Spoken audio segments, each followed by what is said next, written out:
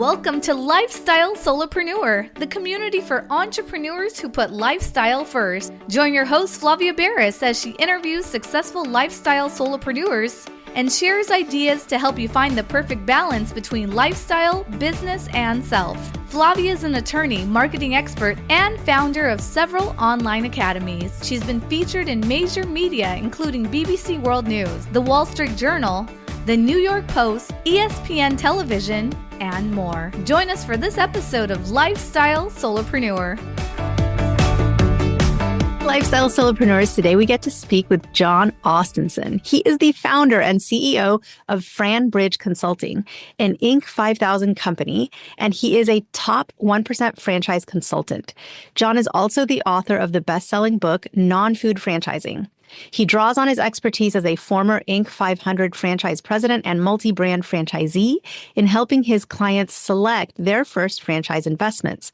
Jon is a frequent contributor on franchising for publications such as Forbes, Inc. and Bloomberg. Welcome to the show, Jon. Hey, excited to be here. So excited to have you because I actually love the topic of franchising. I think easy, push the easy button, business in a box. You can be an entrepreneur without having to come up with, reinventing the wheel, or in some cases, inventing the wheel.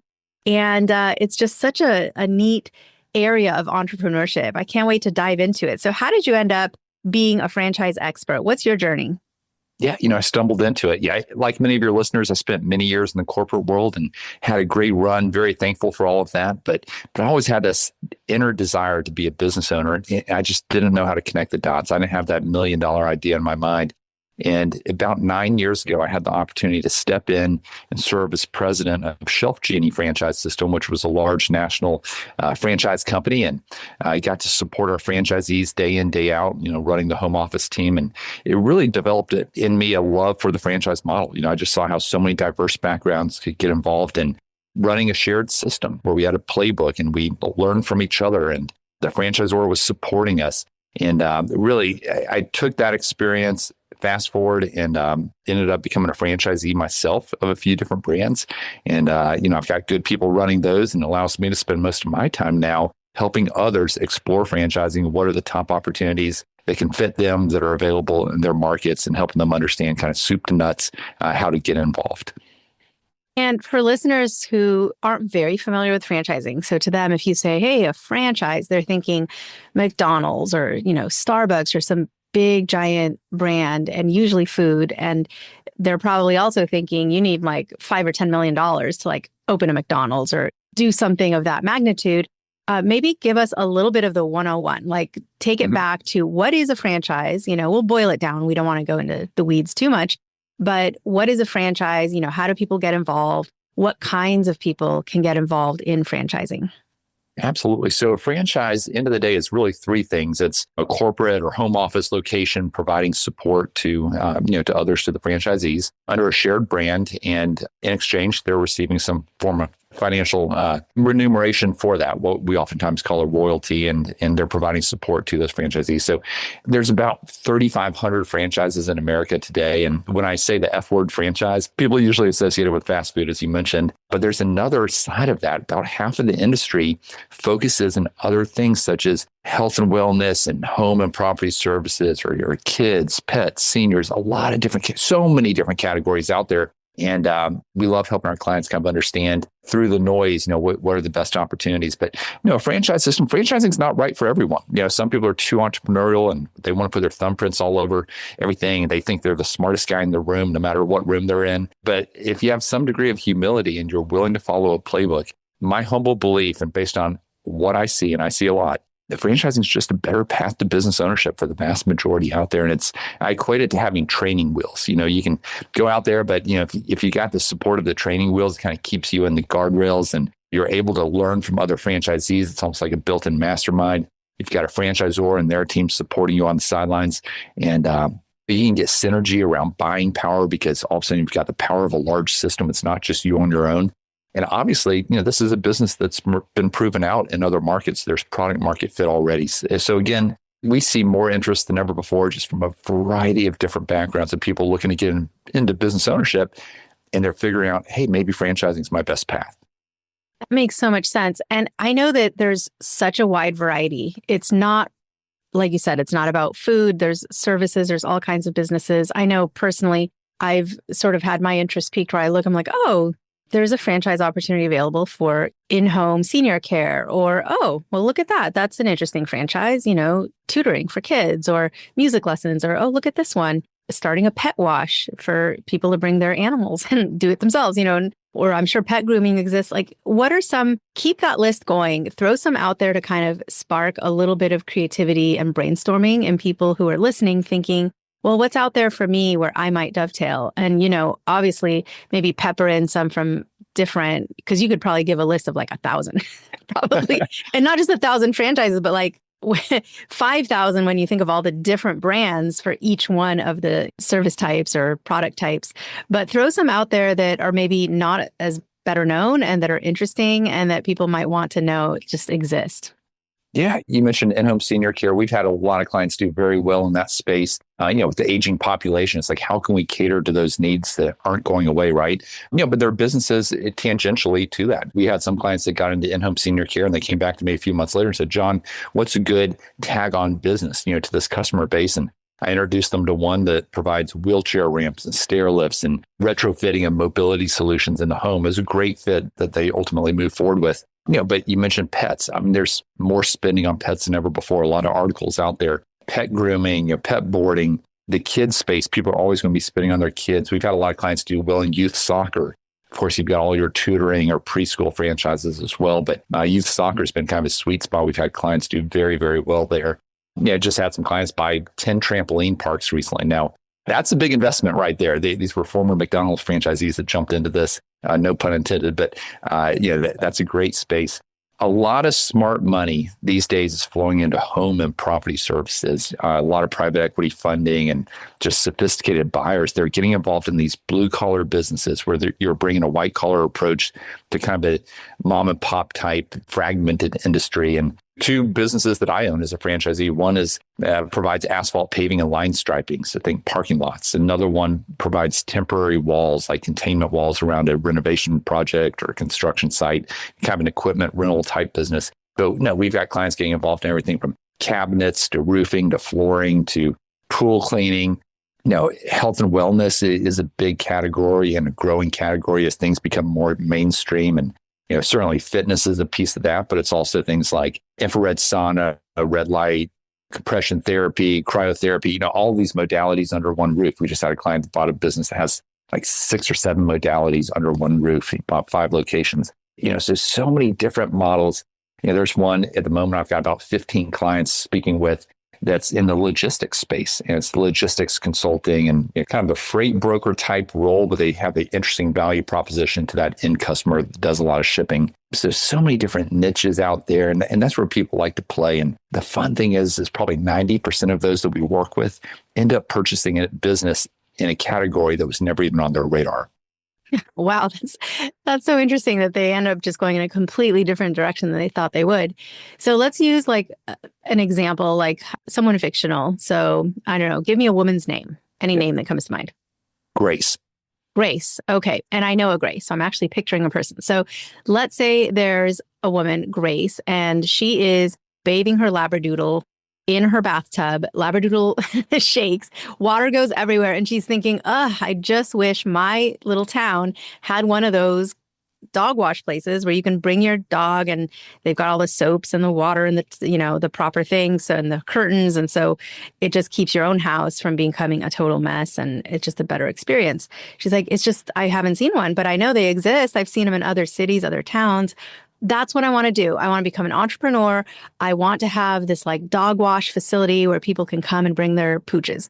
And this is now my dream. I need to make this happen. So she's going to be at sort of a crossroads. Like she could go a franchisee model where she finds an existing sort of brand or an existing business that does this, that is a franchisor, meaning they would then license to her and she'd become this franchisee where she can use the brand and they give her, and I'll let you go into more of what they would provide for her. Or she can just kind of go completely white canvas, right? Blank canvas, starting from scratch, do her own research, come up with things on her own.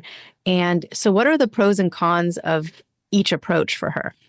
Yeah. And either way, she's going to be a local business owner, right? I mean, it is her business. She's not an employee of a franchise if she goes that way. In the case of the franchise, it just shortcuts success. I think that's a good way of putting it. You start on third base, you're stepping into a business model, and there may be brand awareness. There may not be. A lot of industries, they're not like fast food and hotels where brand is everything. Obviously, you step in, you've got all the marketing collateral, but you also have the marketing that's been optimized. And so they've already figured out what it takes to start up a franchise, a new location in other cities similar to yours. They're going to know, hey, here are the Google AdWords that we should be buying. Here's how we should be running social media. There's going to be a lot that's already done for you and optimized. You can step into that instead of having to start from scratch and make the mistakes and spend the money on your own.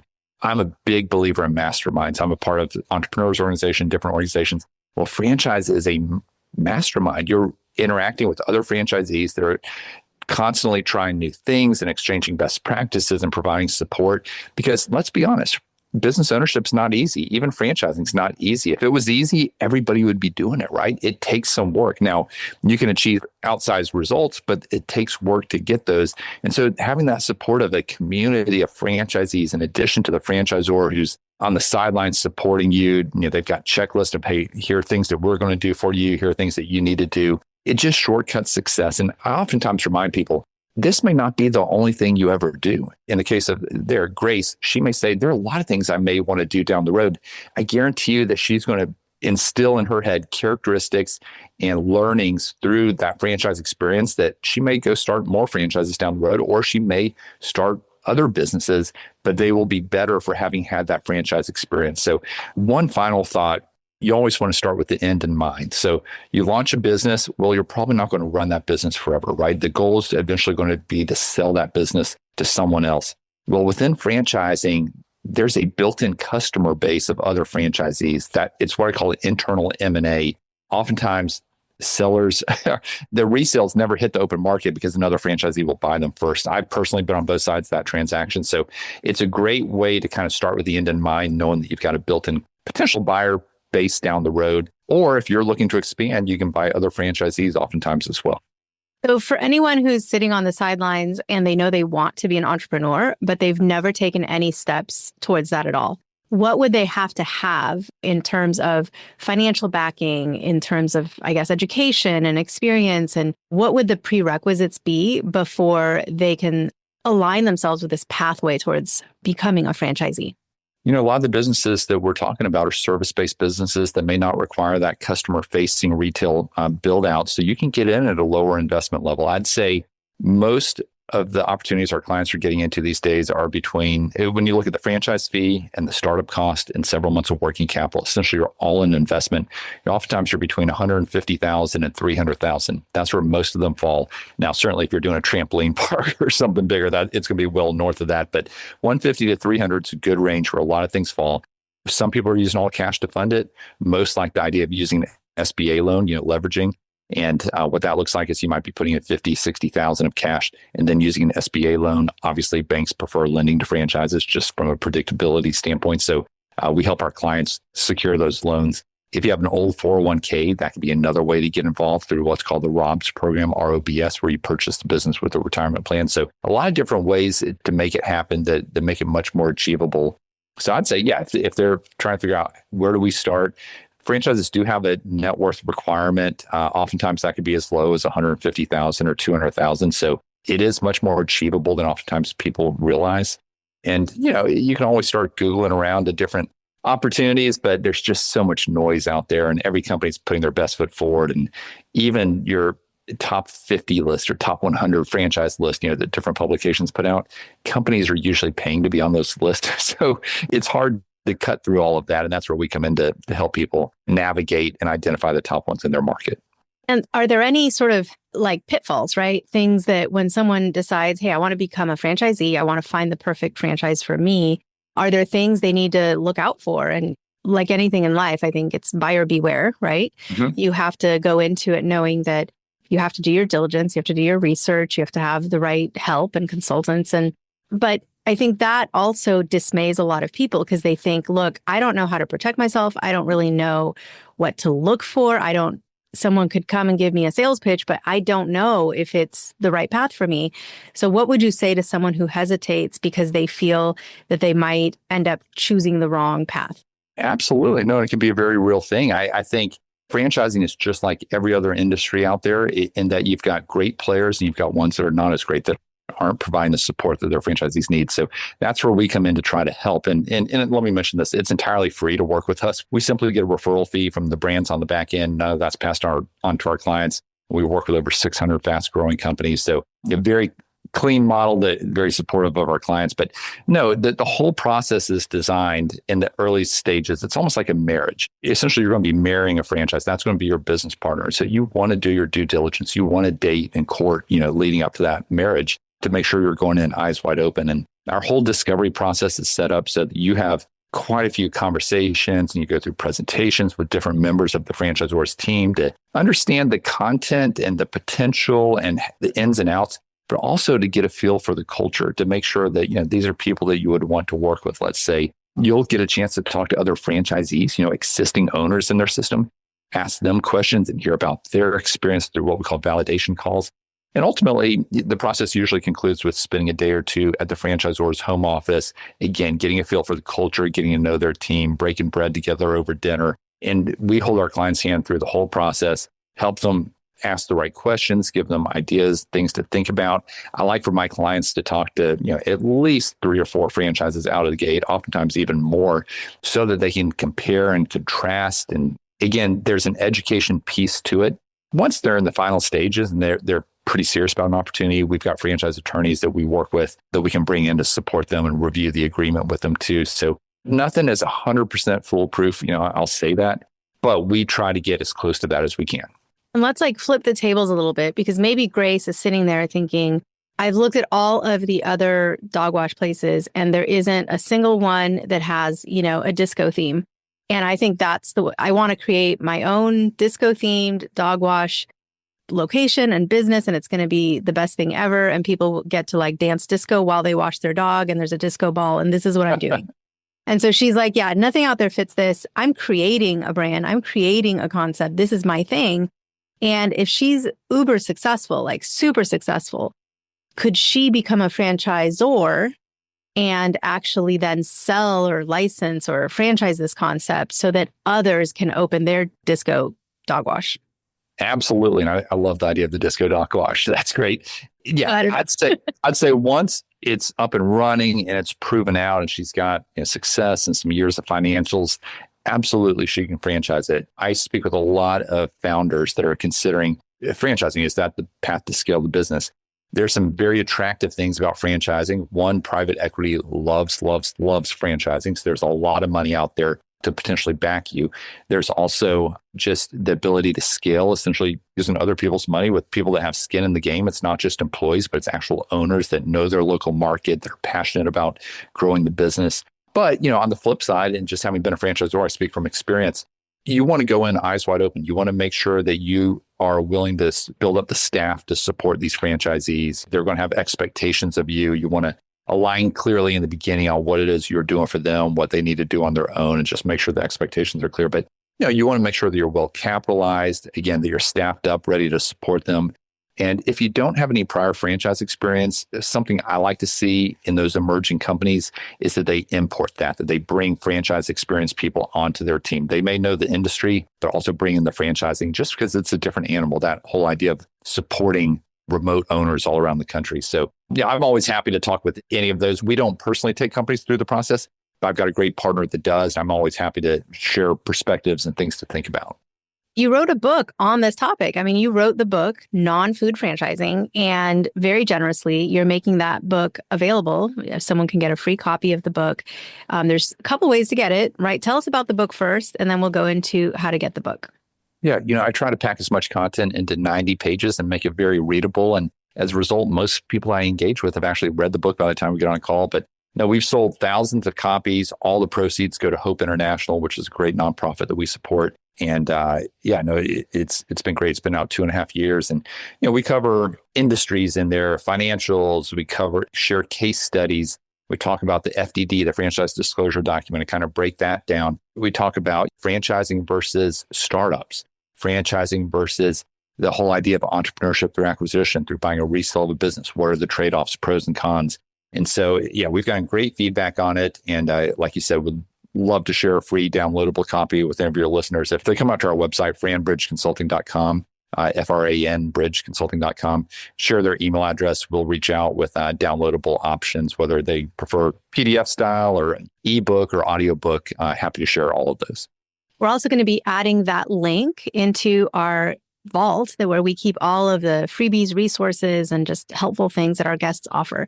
So you can access that link also at podcastguestgift.com. That's podcastguestgift.com. And again, we'll keep all of the kind of a running tab of all the different resources that our amazing guests offer. So either way, franchisebridgeconsulting.com, or you can go to podcastguestgift.com. Jon, so tell us a little bit about how you would inspire someone to sort of get off the chair or the sofa or, wherever they are. Maybe it's a standing desk. So just like turn and walk and take some action and take some steps. What is sort of that first thing someone should do if this inspired them?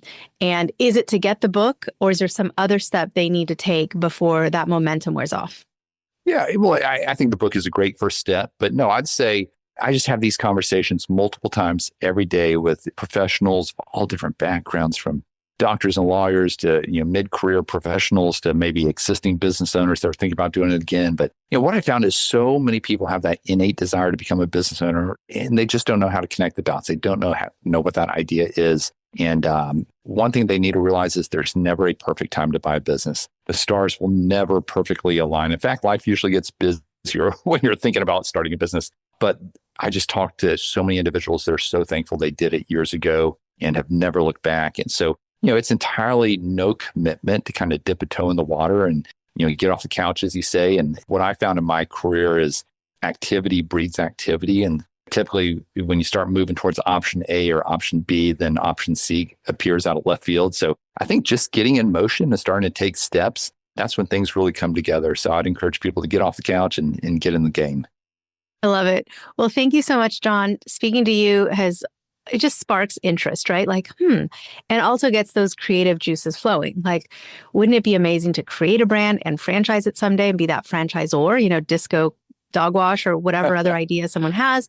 But it's also so great to know that to become an entrepreneur, you don't have to come up with your own brand and concept and systems and product sourcing and it's a pretty heavy lift to be the creator of a new business that's never existed before. But I think the world of franchising really is that middle ground between the two. And so I thank you so much for being here and for sharing your wisdom and that inspiration and, getting people off that chair so they can take a step towards whatever their dream is and to do it in a way that's educated and coming from a place of knowledge. Thank you so much, Jon, for everything you do. Great. Thank you. Hey everyone, thank you so much for joining us, and I hope you enjoyed the show. Don't forget to subscribe to this podcast, and if you leave a review on iTunes, I promise I will read every single review. If you know someone who makes a full-time living from part-time work, and maybe this is you, please visit lifestylesolopreneur.com to nominate a guest or to nominate yourself. Because remember this, money doesn't buy happiness. But money in the hands of a happy person, there is no greater tool. Today's episode was brought to you by the Get Shift Done program. It's a lifestyle-changing online class to help you define your business and lifestyle ambitions and to set goals in a way you've never experienced before. This class will 10x your daily productivity with methods that will blow your mind. And if you use a coupon code podcast, the class tuition is 99% off. Visit GetShiftDone.com to enroll today.